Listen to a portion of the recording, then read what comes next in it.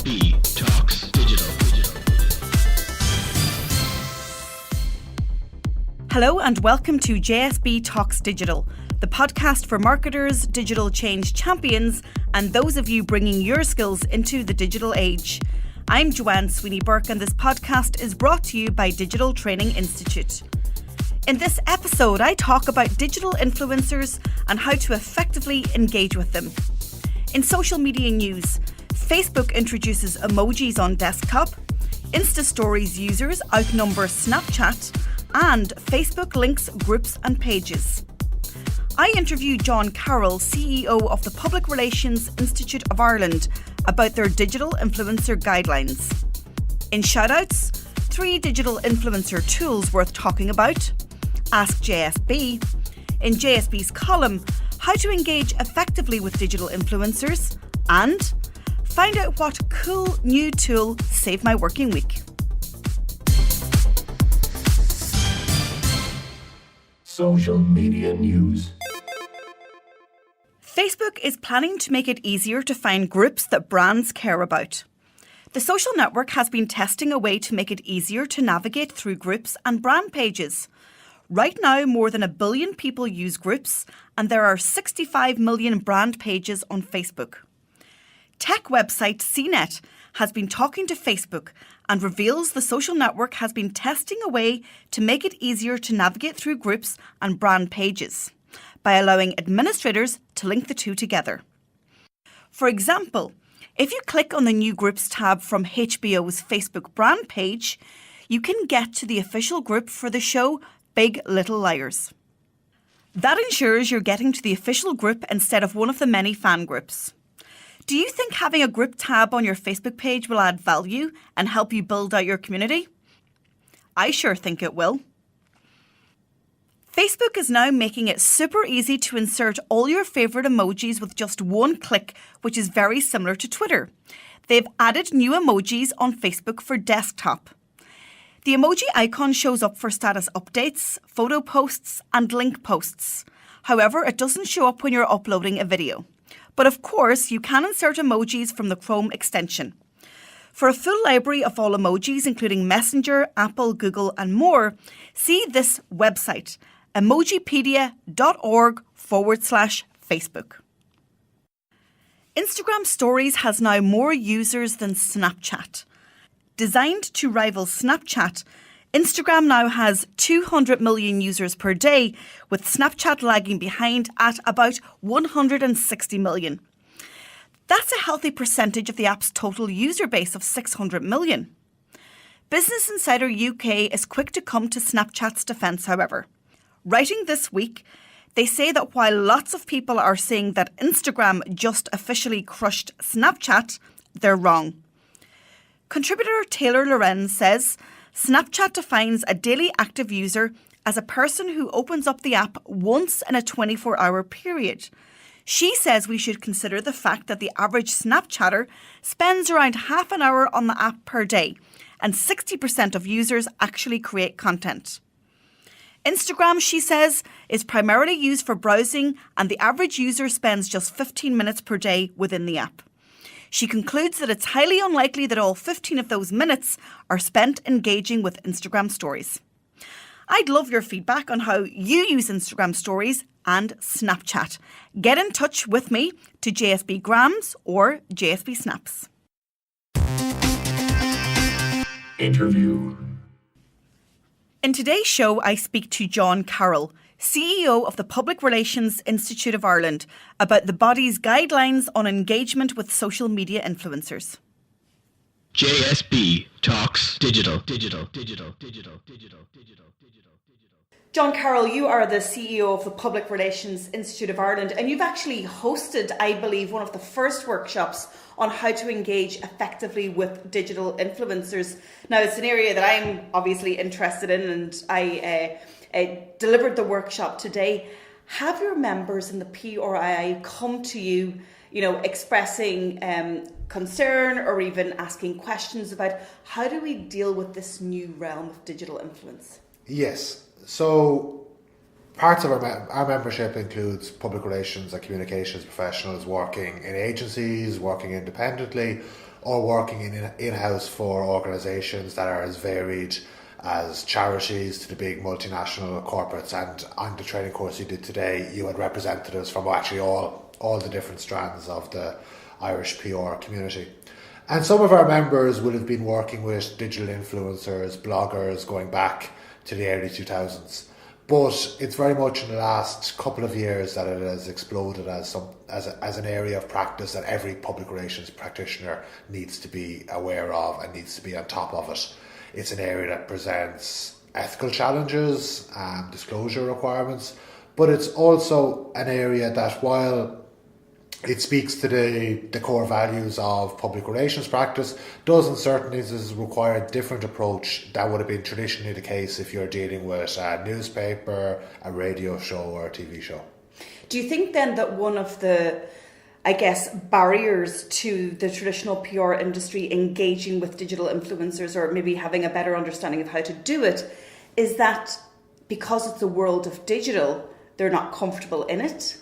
Yeah, I think people, know and understand the role of Morning Ireland. They know and understand the role of radio, TV, newspapers. People are increasingly aware of the influence of digital influencers, but how to engage in that space, some people just aren't comfortable in it yet. It's an area that they haven't been brought up in. And even no matter, unless you are, in your early 20s, you haven't been brought up in this current media environment. So it's an area that people need to immerse themselves in. They need to understand better. And they also need to get more comfortable with it. And very much the course that you were delivering today is about, firstly, reassuring people that it's not that different. There are different requirements, there's different measurement techniques and so forth. But fundamentally, the core principles of public relations remain true. It's about identifying the right medium to communicate to your publics. And one of the conversations that arose today among the attendees was, we come from the PR space. Earned media is what we hang our hat on. We move into the digital influencer space, and there's an exchange of money for exposure, and it just doesn't feel right. But hey, that's the reality. The internet and social media is a noisy place. I think that we don't have to feel bad about getting visibility, getting reach, amplifying important communications and PR messages, but hiring an influencer at the same time. Yeah, I think there is always going to be a challenge around the whole area of amplifying your message through an influencer, where that influencer is being paid to do that. I think that is as much an issue, if not more so an issue, for the influencers themselves, because they need to maintain credibility with their own audience. And their audiences, and you can see it increasingly where there are backlashes against particular people, because their audience come to them and trust them because of who they are, the advice they give, the reviews they give.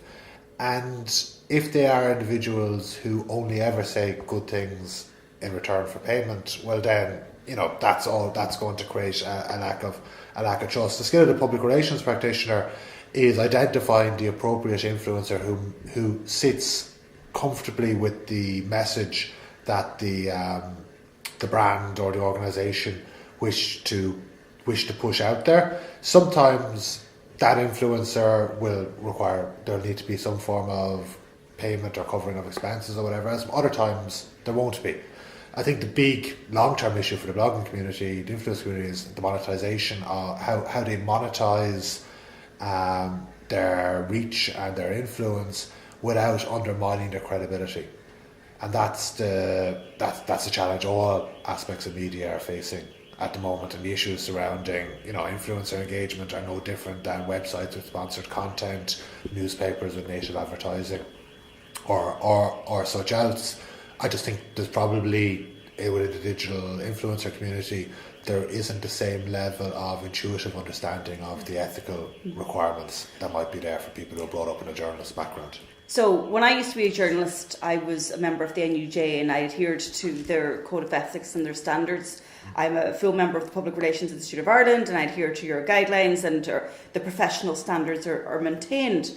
When it comes to the world of blogging and digital influence, there isn't any regulation or any guidelines, and that was a gap. So the PRI stepped in some way. So tell us what you did. Yeah, so what we developed were principles for our members in terms of engaging with digital influencers.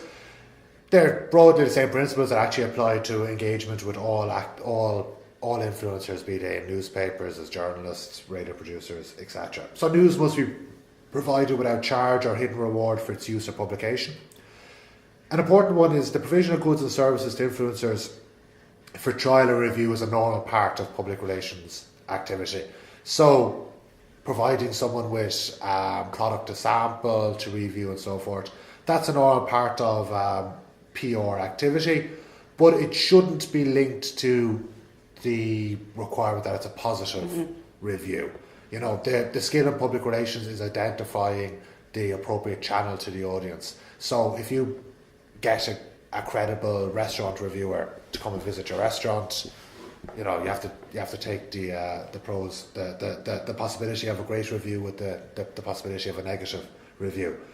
The other bit is earned media coverage can never be guaranteed. So earned coverage there will always be a premium on that earned engagement. Obviously, paying influencers, advertising, all that's perfectly legitimate, provided it's done in a transparent and upfront fashion. You know, and then advertising or sponsored content must be clearly differentiated from editorial content, and that's in the best interests of the blogger as much as it is of the PR professional. A blogger won't maintain credibility with their audience if they're seen to be shilling without declaring, if you know what I mean. And you can see that in the backlashes that occasionally occur. And it's not in the good interest, it's not in the interest of the brand that's associated with it or the organisation that's associated with it either. You know, advertising is perfectly legitimate, it's perfectly appropriate. People understand that influencers need to pay for their activities and so forth. You know, their audience understand it. I think one of the big challenges that exist is the need for people the audiences of bloggers and influencers to understand and to be educated around how this whole system can operate in a mutually beneficial fashion.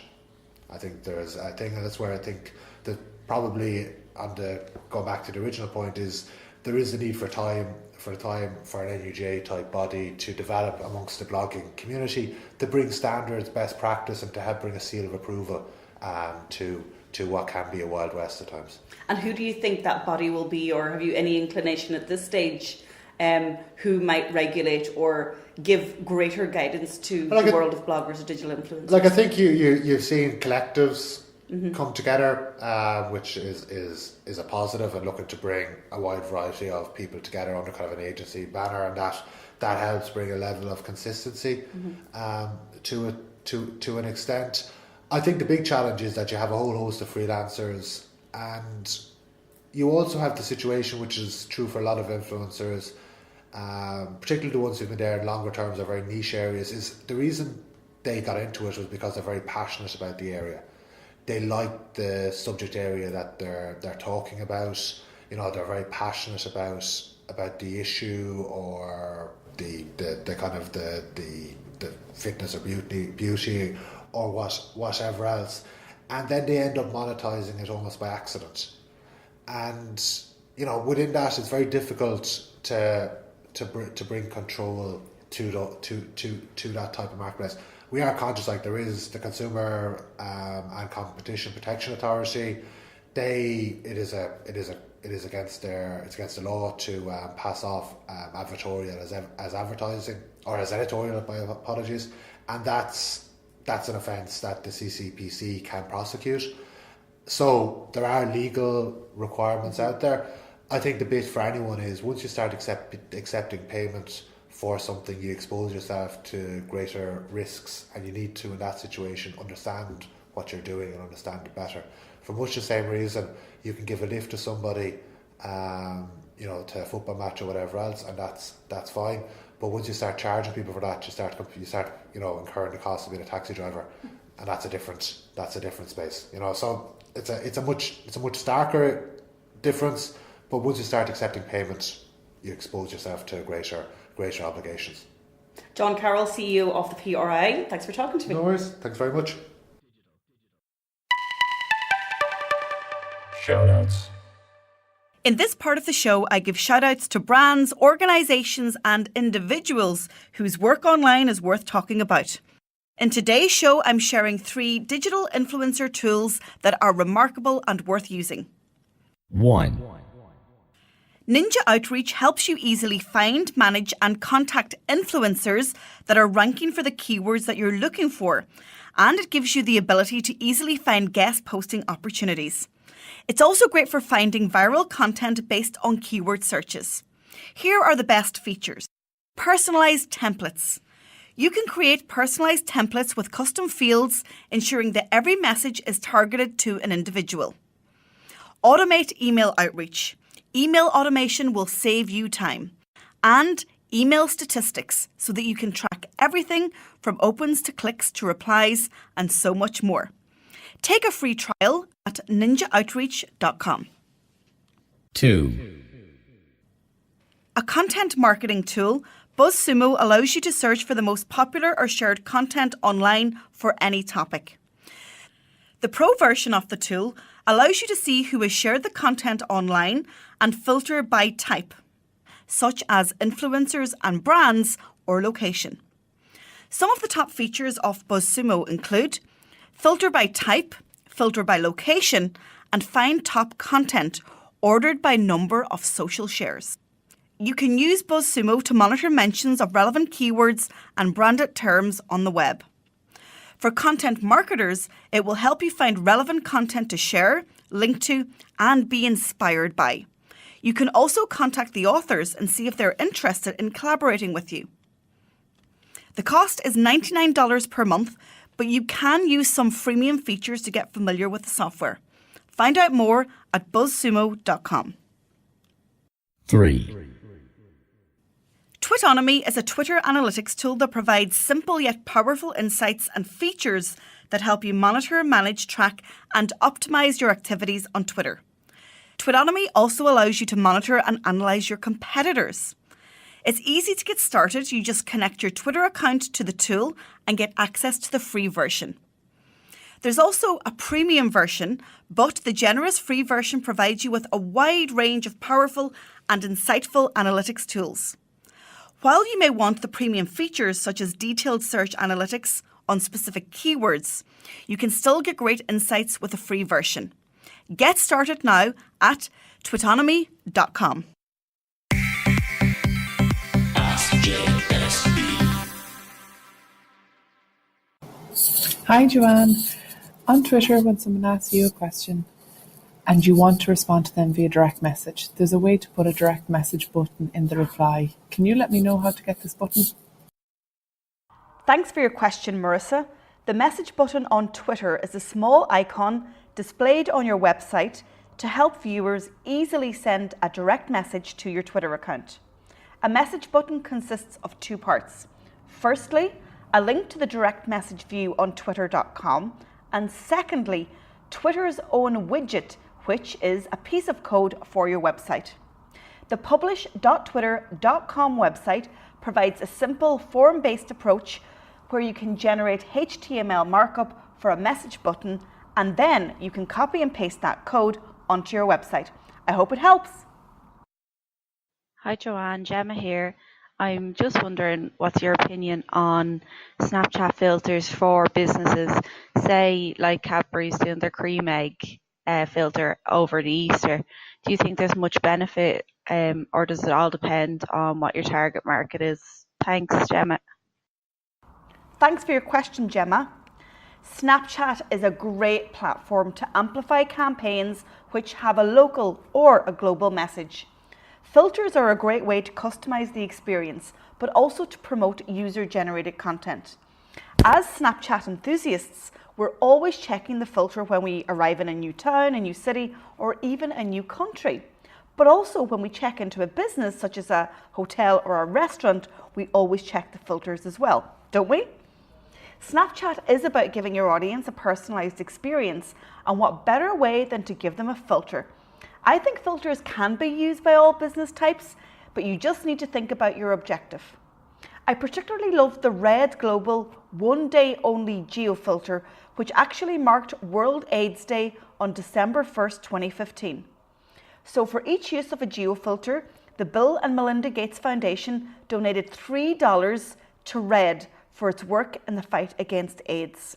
The campaign reached 14 million Snapchatters and had 76 million total views worldwide.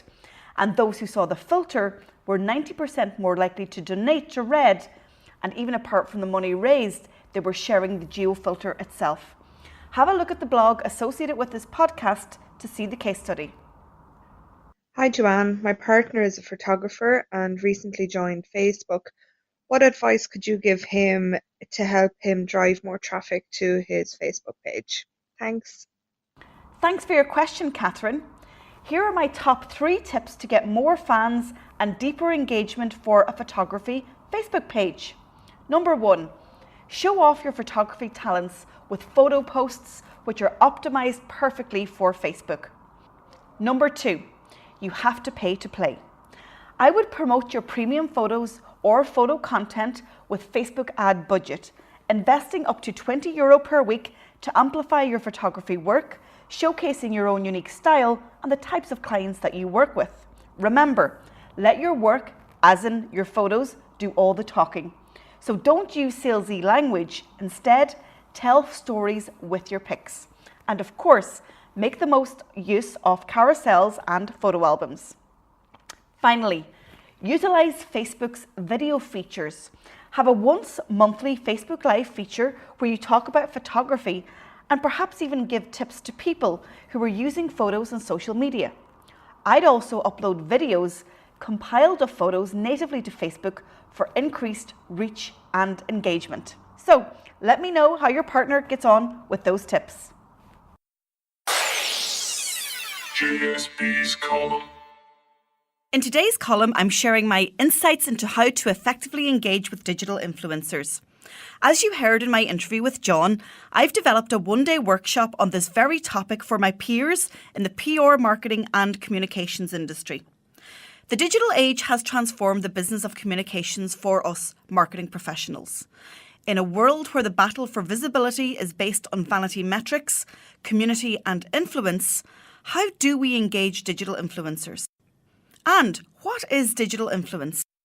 In my view, digital influence has 3 components. First, an engaged tribe. 2, when you call upon that tribe, they act. And thirdly, the tribe values your opinion and seeks out your truth. Digital influencers are in almost every walk of life and industry. But how they deliver a return on investment will differ according to the client's requirements. And this is where we as communications professionals play a key role. In the age of social media, it's very easy to become obsessed and distracted by vanity metrics, likes and followers. As communications professionals responsible for investing in digital influencer campaigns for our own brand or our clients' brands, we have a responsibility to do due diligence on those collaborations. This is why I've put together a guide to engage effectively with digital influencers. First of all, you must track and audit their digital footprint. That means looking at Google search rankings, looking at the total number of Facebook page likes, looking at their Facebook page engagement rates, Twitter followers, doing a fake follower audit, looking at Twitter engagement rates, and looking at Instagram engagement rates. I would also look at their tribe and see what influencers are following them. And finally, you must measure social proof. Who is sharing their content and to what extent? After completing the audit above, you should be one step closer to deciding whether your blogger, podcaster, vlogger, or expert holds digital influence. However, There are a number of other ways you can measure online influence also. I've put together 10 effective social proof strategies. According to Robert Ciandi, social proof is the tendency to see an action as more appropriate when others are doing it. So, of my 10 include testimonials, ratings and reviews, influencer endorsements, badges, media mentions, subscribers, social connections, social shares, clients, and their clout score. If you want to know more about developing a digital influencer strategy, get in touch. Simply drop me an email to joanne@digitaltraining.ie. Social media tool of the week. The social media tool that saved my working week is Ecamm Live for Facebook. This app for Mac is essentially a call recorder for FaceTime and costs just $29.95 for a lifetime subscription.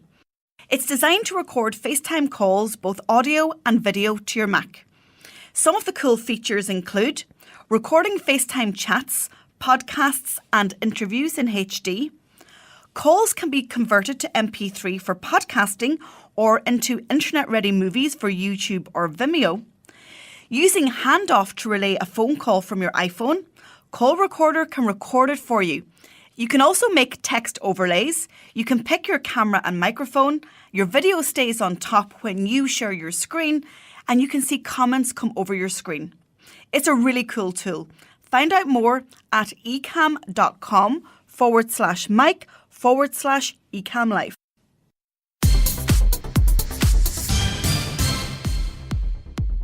Thanks for tuning into this episode of JSB Talks Digital. As always, I have everything discussed on today's show on my blog at digitaltraining.ie. To ensure you never miss an episode of JSB Talks Digital, please subscribe on your smartphone on iTunes or on Stitcher. You can also subscribe on SoundCloud. Don't forget, I'm also looking for questions for Ask JSB. And if you want to send me your feedback, make sure that you tweet me to @tweets by JSB or send me a snap to JSB Snaps. I'm Joanne Sweeney Burke. This is JSB Talks Digital. Thanks for listening, and I'll talk to you soon.